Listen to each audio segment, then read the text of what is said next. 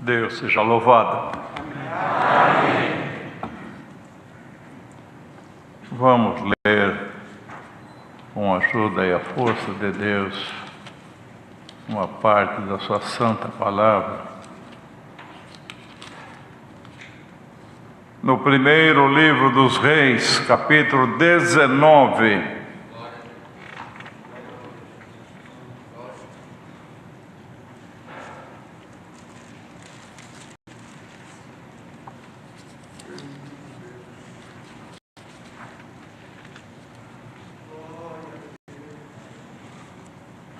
Primeiros Reis, capítulo 19.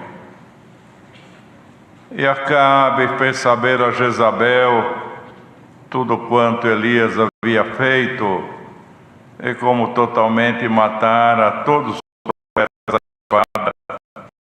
Então Jezabel mandou um mensageiro a Elias a dizer-lhe: assim me façam os deuses, e outro tanto, se de certo amanhã a estas horas não puser a tua vida como a de um deles.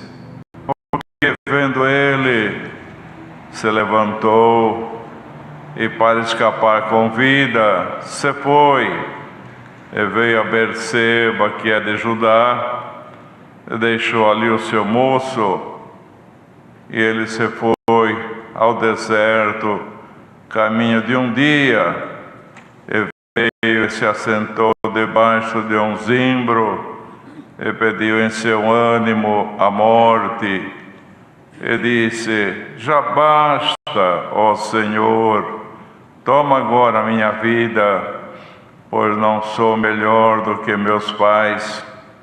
E deitou-se e dormiu debaixo de um zimbro. E eis que então um anjo o tocou e lhe disse: levanta-te, come. E olhou, eis que à sua cabeceira estava um pão cozido sobre as brasas, e uma botija de água. E comeu e bebeu, e tornou a deitar-se.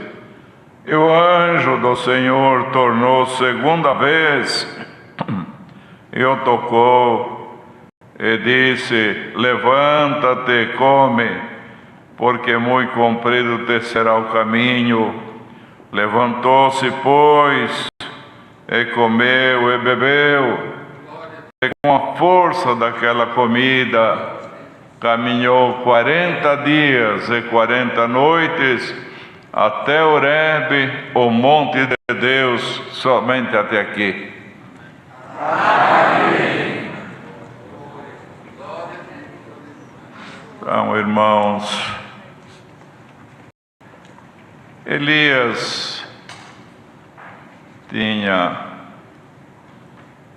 Deus tinha tomado ele para defender o povo de Deus, para mostrar que o Deus que se devia adorar não era Baal, nem idolatria, mas era o Deus verdadeiro, o Deus de Israel.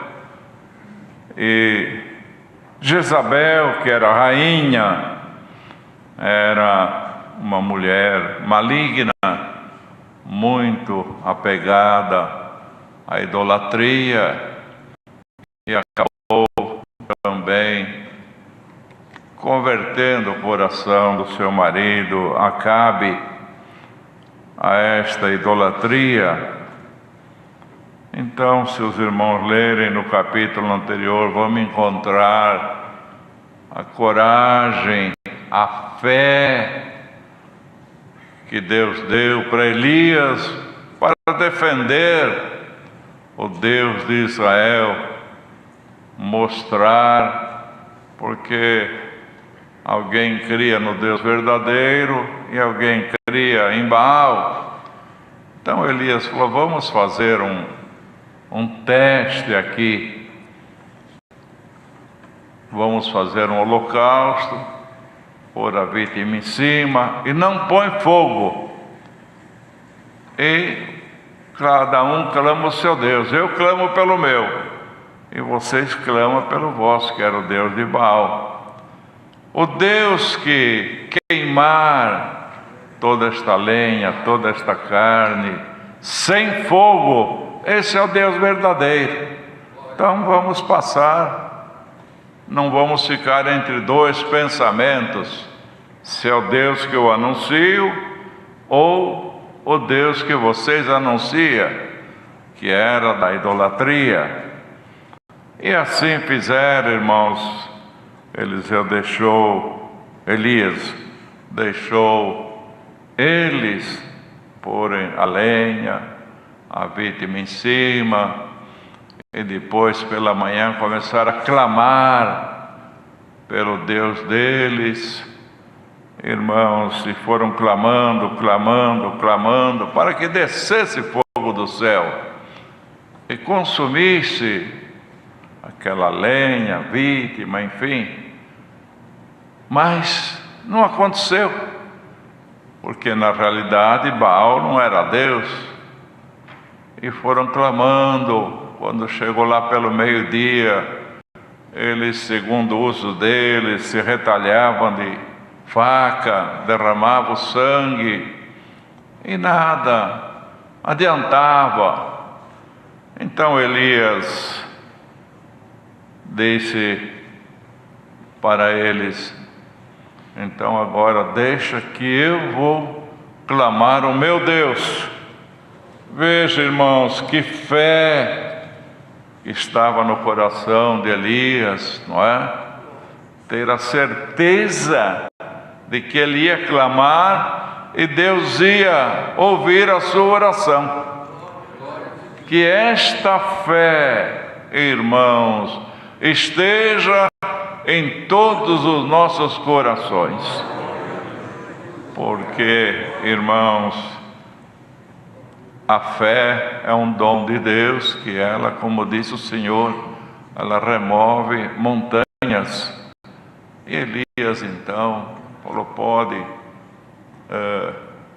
pôr a lenha, pôr a vítima em cima, e outra, derrama água, para não pensar que foi por um acaso, alguma faísca.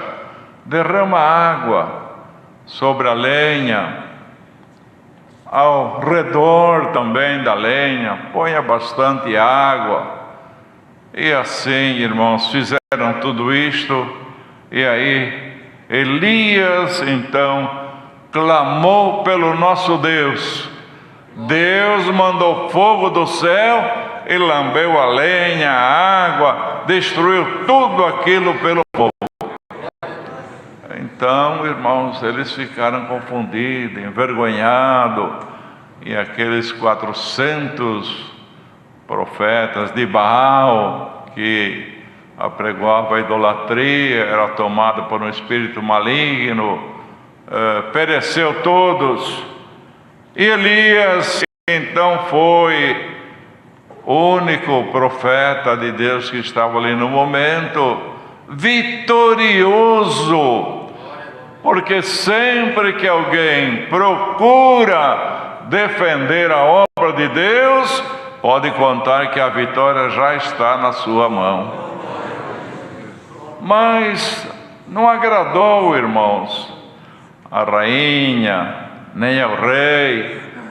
Ela, que era mulher maligna, idólatra, ela ficou muito irada, muito revoltada, e mandou dar um aviso para Elias, e mandou um mensageiro que disse assim: me façam os deuses de outro tanto, se de certo amanhã, a estas horas, não puser a tua vida como a vida de um deles, dos meus profetas, você vai morrer também. E realmente esta mulher tinha poderes para isto, não é, irmãos? Materialmente falando, era a rainha. E Elias, quando ele ouviu isto, aquele homem tão forte, aquele homem tão valoroso, aquele homem de tanta fé, que enfrentou 450 profetas de Baal, aquele homem que clamou para que aquela lenha fosse destruída, sem pôr fogo, sabia e tinha fé que Deus ia mandar fogo dos céus para destruir, como aconteceu, mas de repente, irmãos, ele se tornou um homem fraco, ficou com medo da rainha. Então, é como dizia o apóstolo: quando eu penso que estou forte, aí estou fraco, mas quando eu estou fraco, aí o Senhor me fortalece. Para que ninguém venha se gabar, irmão. Muitas vezes acontece conosco alguma maravilha, acontece conosco algum milagre, e a pessoa já acha que é alguma coisa, mas de repente o Senhor mostra para ele que ele não é nada. Como disse o Senhor Jesus quando estava neste mundo: sem mim nada podeis fazer. Então nada é nada, não é, irmãos? Se nós for considerar estas palavras que o Senhor falou ao pé da letra, nós ficamos no nosso lugar quietinho, esperamos o movimento de Deus na nossa vida. E Deus movimenta. Na hora certa, Ele movimenta e opera os seus milagres. Mas ninguém ache que alguma coisa, ninguém ache que tem algum poder dentro de si, segundo a carne. Ninguém acha que ele é mais do que o seu irmão, do que a sua irmã. Não ache, porque se você achar, você vai ficar envergonhado. Mas se você der toda a glória e louvor a Deus, você nunca será confundido nem envergonhado. De repente, Elias mostrou a fraqueza de um homem. Ela vai me matar, e ela mata mesmo. Ela tem poderes para isso. Então fugiu, irmãos, fugiu, levantou para escapar com vida. Por que escapar? Porque achou que a rainha podia realmente matá-lo. Veio a Berseba, que é de Judá, estava ele e o seu moço, mas ele não queria, irmão, estava tão desanimado, tão fraco. Por agora eu fiz tanto, mas essa mulher vai me alcançar e vai acabar com a minha vida. Ora, ele não lembrava que do outro lado estava o Deus dele para defendê-lo, mas mostrou a sua fraqueza. Então todos nós, irmãos, temos a hora que Deus nos fortalece, que parece que somos um leão nesta bendita obra, e tem hora que Deus mesmo permite que nós mostramos a nossa fraqueza, ficamos com medo, para que nós mesmo possamos entender que nós não somos nada na presença de Deus.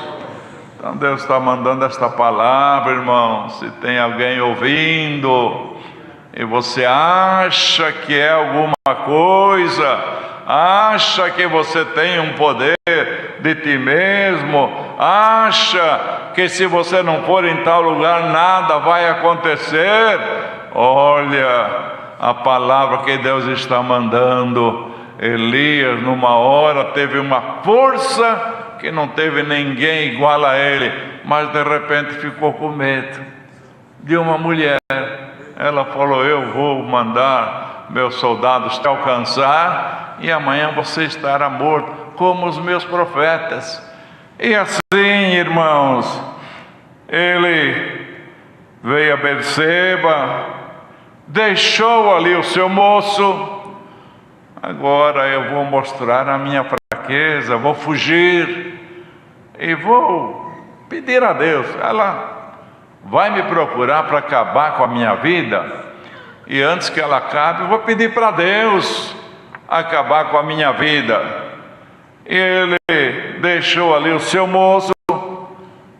Irmãos, certamente podemos imaginar a angústia que estava no coração desse homem, a amargura. Estava vendo a morte de perto com os seus olhos, mas não queria demonstrar para o seu moço. Deixou ele ali e caminhou pelo deserto, irmãos, sozinho. Não levou o seu moço. Aqui está um exemplo. Muitas vezes Deus nos prova, mas olha, a prova é para você. Não é para o teu pai, não é para a tua mãe, não é para aquela família, não é para os teus parentes, é para você. Você pode até lamentar, clamar, chorar, mas faça isso nos pés de Deus, como Elias fez. E quando nós vamos nos pés de Deus, irmãos, ainda creio que foi nesta manhã que veio a palavra aqui na reunião de menores, não é? Que Pedro estava preso, não tinha o que fazer, não tinha o que fazer, com correntes nos braços, nos pés, muitos soldados guardando ele na prisão. Não tinha nenhuma saída neste mundo. A única saída que eles viam como crente era a igreja ficar em contínua oração por ele a Deus. E logo mais, Deus, ouvindo a oração, em atenção à oração da igreja, mandou um anjo do céu e soltou Pedro da prisão, irmãos. E muitas vezes nós nos achamos em certa situação que nós não vemos caminho para nós escaparmos. Olha, quando você vê que não tem caminho, não está vendo solução de maneira nenhuma, saiba que tem uma solução para o crente: faça contínua oração perante o teu Deus. Fugiu, irmãos, fica aí, moço. Não quero que você veja o meu clamor, o meu lamento.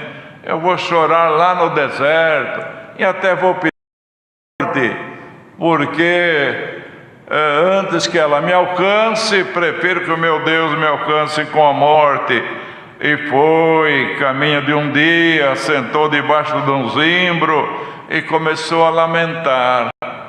Pediu em seu ânimo a morte, e disse: já basta, Senhor, já trabalhei muito, já fiz muito na tua obra, defendi o teu nome, arriscando a minha vida. Agora, toma agora a minha vida, pois não sou melhor do que meus pais. Só que essa opção não é nossa, irmão. Querer morrer agora, ou daqui 10 anos, ou daqui 20 anos. Tem muita gente que tem medo da morte.